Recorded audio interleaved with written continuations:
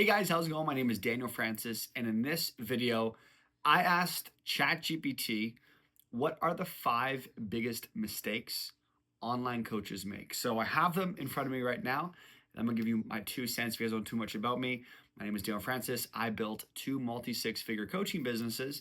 First one helping people overcome stuttering, and the second one showing people my blueprint of what I did to grow an online brand and a personal coaching business. So you can model my blueprint and get similar results. So with that being said, let's get into the episode. So the first one that ChatGPT said was number 1, not defining a clear niche. So I'll read out what it says and I'll give you my 2 cents. So first one is coaches often try to serve everyone, leading to diluted messaging and lack of focus. Without a clear niche, it's hard to attract the right clients who resonate with your offer. So this is probably one of the biggest things. My marketing message I always tell people is this. I keep it very simple. I help audience achieve result or overcome problem through a specific method, right? So first off, you have to get very clear on what is, this is a whole different in-depth video I could do, but there's 3 main markets that all coaches fall into, right? It's either wealth, health, or relationships, right? So audience, I choose, like I help this specific audience overcome this challenge or problem or accomplish a result through a certain method that maybe makes you unique or different. So for example, my first coaching business was helping people overcome stuttering, right? So it was, I help people who stutter, audience, overcome stuttering and speak with confidence, right? Overcome challenge, accomplish result through method, which is through public speaking. And so that was that, right? For coaching or for business coaching, it's I help coaches, right? Start and scale their coaching business or attract their dream client through the art of community building. So it's a clear-cut message. And I think for you, you have to realize that when you try and talk to everyone, you end up talking to no one. And so your job as a coach is to get very clear, who am I working with? A good question I like to ask too is, what is the problem that you solve in people's lives? And for me, when I first started, I said, well, I can be a communication coach. I can be a public speaking coach. But I went all into stuttering because I can then be a king of that niche, right? And so for you, I wouldn't just say, well, I just help people, I'm a mindset coach, right? It's like you have to go deeper than that, right? Or I'm a health coach. Great, go a little bit deeper than that. What is the actual thing that you're an expert in? Because that's where you're known for, right? If you're a health coach, well, I'm an expert in gut health, right? I'm an expert in intermittent fasting, right? So that's where you kind of go a little bit niche down, and that's where you can master that. So that's the first one, getting clear on your niche. Second one is overcomplicating their marketing strategy. So I'll read out what it says. So many coaches get caught up in building fancy funnels, websites, or ads instead of focusing on organic, simple strategies that actually work, like building relationships and leveraging social media. Isn't that great? So this one is more or less, this is what I see all the time. And this is the problem with, I would say, the coaching industry in general. Everyone's got the answer, right? And I wouldn't even say that's just coaching. I think that's just life in general, right? If you're trying to lose weight, one person's saying to do cardio. One person's telling you to do lifting weights, right? One's telling you to do Pilates. One person's telling you this is the diet that you need. One person's telling you it's not about counting calories. It's about, I don't know, it's about, fasting, right? So everyone, it's the same thing. Welcome to life in general. Your job as a coach is to say, I'm going to double down on this and I'm going to go all in on this, right? And you got to trust your gut intuition. So for me, I teach the power of community building, right? How do you build a community of your target audience? If you see my other videos, what I did for my stutter coaching program was I built a Facebook group of people who stutter. I called it Overcoming Stuttering Community. I grew that of people who stutter, and then I started to give my advice, my wisdom, and then from there I did a launch. I launched my coaching program. Then I built a webinar, and then I scaled that. And so that was really the foundation. Now, when I first started, someone would have been like, "Man, Facebook groups." No, man, that's old stuff. Focus on Instagram Reels, right? Then someone else is like, Instagram, everyone's on Instagram. You should go to TikTok. No. Dude, you want to play the long game, go on to YouTube, start a podcast, right? So everyone is going to give you their 2 cents. I think for you, my advice I tell everyone is like, you just have to find a mentor and a coach and double down. See, when you find a mentor and a coach, right? And this is, especially when I'm talking to coaches too, this is the same thing that you're selling. You have to be like, my method, I'm going all in my method. Right? And so when you go all in with your method, what you do is you say, I don't do that, I do this, right? I don't teach that, I teach this. right? Like when someone's like, how about, for example, let's take the idea of stuttering. So I teach public speaking. My whole hypothesis is if, you can overcome stuttering by learning how to public speak. Now, someone might be like, well, I think it's more about breathing methods. I'm going to go as a coach. I'm like, nope, we're doing public speaking. Well, I want to do breathing methods. Great. Well, we don't align, right? When I talk to coaches, yeah, I don't like Facebook groups, right? I would rather do, whatever, right? TikTok reels. Okay, great. Go do TikTok reels. We don't have to, align myself. No, I think I'd rather build like a following than a community. Okay, great. And so the whole point of that is you tend to overcomplicate your marketing when you're listening to so many different people. And your job really is to find, okay, one person, I'm gonna go all in with this one person. I have clients, they go all in with me and they make it work. I have other people where they try different things. And so I think that's really what ChatGPT is really getting at. Okay, let's go to number three. Number three is a great one. Avoiding sales conversations. So I'm gonna read it out and give my feedback. A lot of online coaches hate selling, so they avoid it altogether. This leads to poor conversion rates and wasted opportunities. Selling is a skill and avoiding it is a huge barrier to growth. So I actually think one of the big reasons why I started my coaching business, and I kind of hit it out of the park off the bat, because I had, years and years of selling experience, right? So like, if you guys know my background, I did door-to-door sales for years. So I went from a rep to a team lead to a general sales manager, where I kind of managed a whole location, to becoming a director. And so as I worked my way up, I went from mastering sales to teaching sales to leading sales leaders. And so for me, I kind of understood the idea of like, you got to have a conversation with someone. You got to understand, what are their pain points. You got to understand, what are they looking for? It's not just like, well, guys, I post on social media. No one's interested in my stuff. It's like, you're not getting it, right? And so even when I started, I would like, hey, I need to just get in front of people.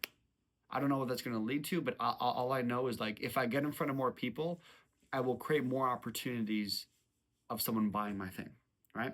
So one of the methods that I teach with Facebook groups, I go, look, we want to grow a community. We want to get people into the community.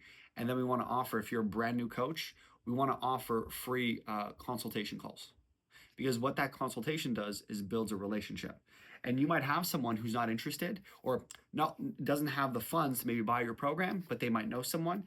And then the second thing is, you might talk to someone, right? And I just had this a client reach out to me yesterday or a couple days ago, where she built a Facebook group. I think she just hit 60 people in her group. She set up about 3 calls, and all 3 of them are like, when's your program coming out, right?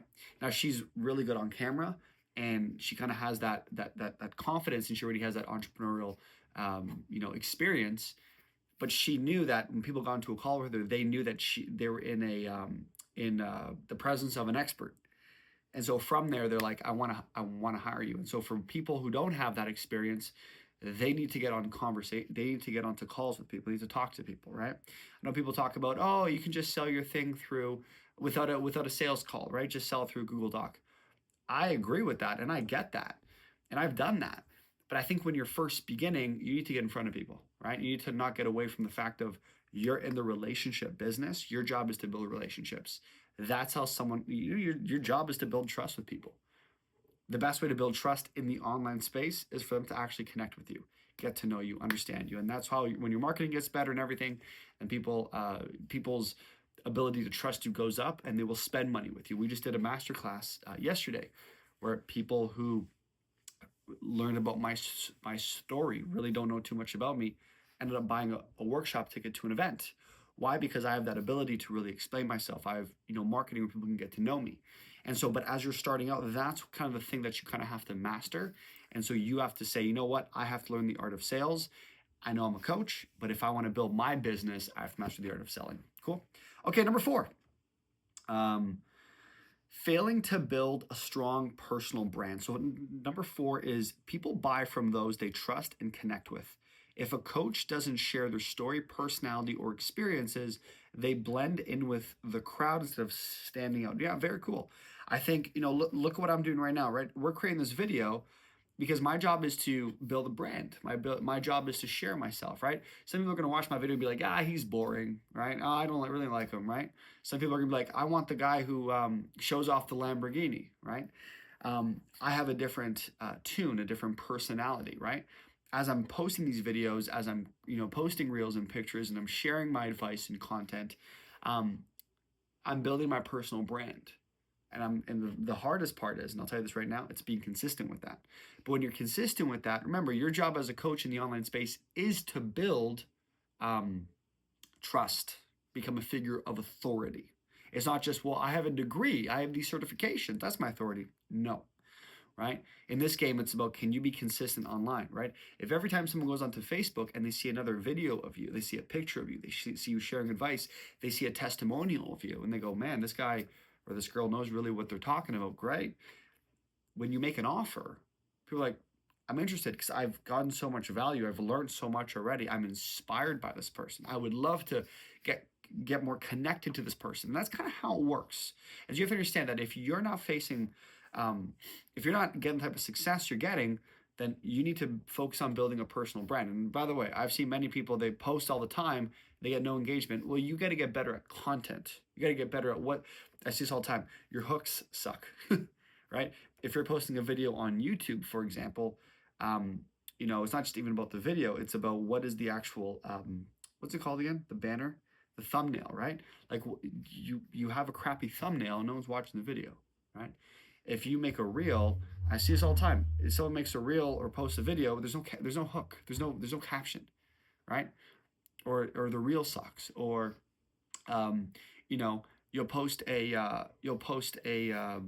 I don't know, a post with no picture, and it's evident that it's copied from ChatGPT. That's not building your personal brand. It shows that's not authentic.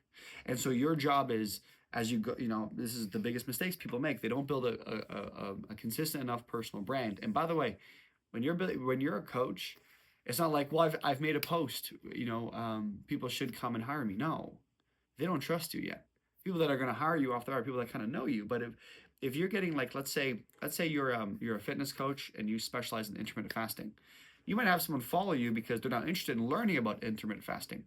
But just because you're posting doesn't mean like they're going to now sign up for your thing right away. You got to build that trust, and the trust comes from the personal brand and being consistent with really getting yourself out there. Okay, let's go to number 5. Number 5 is a great one, and I learned this really quick. Getting a coach, where I see a lot of coaches make this mistake, but I had a personal coach, and I'm always consistently hiring coaches and learning new things, and so I always find, like, that's why I don't make mistakes. Not make mistakes, but that's why it's your job as an entrepreneur or coach is to find ways to not prolong mistakes, because you already, I caught this before, right? So here's one: not having a scalable offer. So many coaches get stuck trading their time for money with one-on-one coaching. Without a group program, course, or scalable service, they cap their income and burn out faster. So for me, this is what I teach. So I teach group coaching, right? Do I believe you can have an elite client, a higher level client on one-on-one coaching? 100%. But for me, when you're selling a program, you want to sell a group coaching program, right? So for example, let's take a relationship coach that I'm working with right now. So she's finding that a lot of people are coming to her because they're single and they want to find love. I go, great. Well, she's like, well, should I sign all these people up and just maybe do like a call once a week? I go, no. What we want to do is you want to have a group offer, right? We want to have a cohort is another good word, where it's like, hey guys, I'm gonna, and this is how we're kind of building it out. I think we called it the perfect match, finding the step-by-step blueprint to finding true love, right? Something like that. And so what we did is now we're selling this offer, but in a group program. So we're going to have, let's say, for example, it's going to be an 8-week program. And every week we're going to teach a new theme, right? Or a new module, right? This is how you build your program too in the long run. You teach it live first, and then you refine it, right? That's again, a whole other video. But what she's doing is she's having the, people sign up in a group package, right? And by the way, people learn better like that too. So you actually save your time, because you're doing, think about this, instead of doing 8 one-on-one calls, which is 8 hours a week, you do one big call maybe for 2 hours. And instead of doing 8 hours, it's only in 2 hours, and you serve everyone at once, right? So what I teach and what I've done is basically every week over the course of 8 weeks, you teach a theme, and then you you give exercises, questions, almost like, you know, if you think about it, there's like a workbook, right? So there's like a module, then a workbook at the end of it. And then basically their homework is to do that week. Then you have the second call the week after. And then, you know, for example, that group call can be uploaded to a drive or, you know, a membership area. And then people can then rewatch it, right? If they missed a call, right? And so for her, you know, the way I'm teaching is like, hey, so let's say your program is $3,000. You know, what we should do is let's sell a beta version of the program for $750, right? And let's say we're going to cap it at, you know, 8 people, right? So it's $750 times 8 people, there's $6,000, right? So she just made $6,000 if 8 people signed up, and now they're, you know, they're like, hey, you're not going to pay 3,000, you're going to pay 750. She made 6,000, and then what happens is she's now teaching her program over the course of 8 weeks.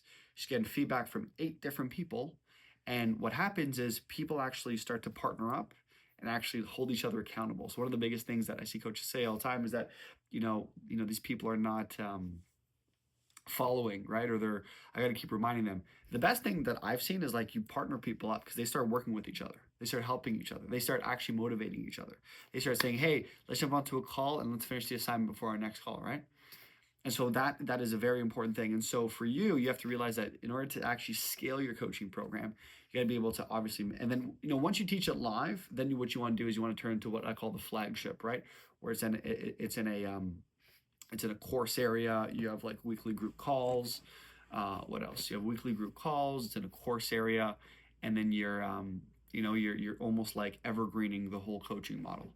So those are the 5 things. I agree with ChatGPT. I'm sure there's 50 more things, but that's my 2 cents of what I believe coaches need to overcome.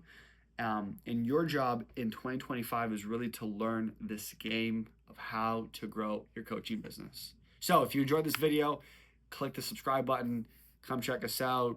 I don't know, star the podcast, whatever the case is, click on some links down below, come connect with me. I'm sure there's probably like a link somewhere for a free masterclass or workshop this month. And I hope this was helpful for you, and I'll see you in the next video. See you later. Bye.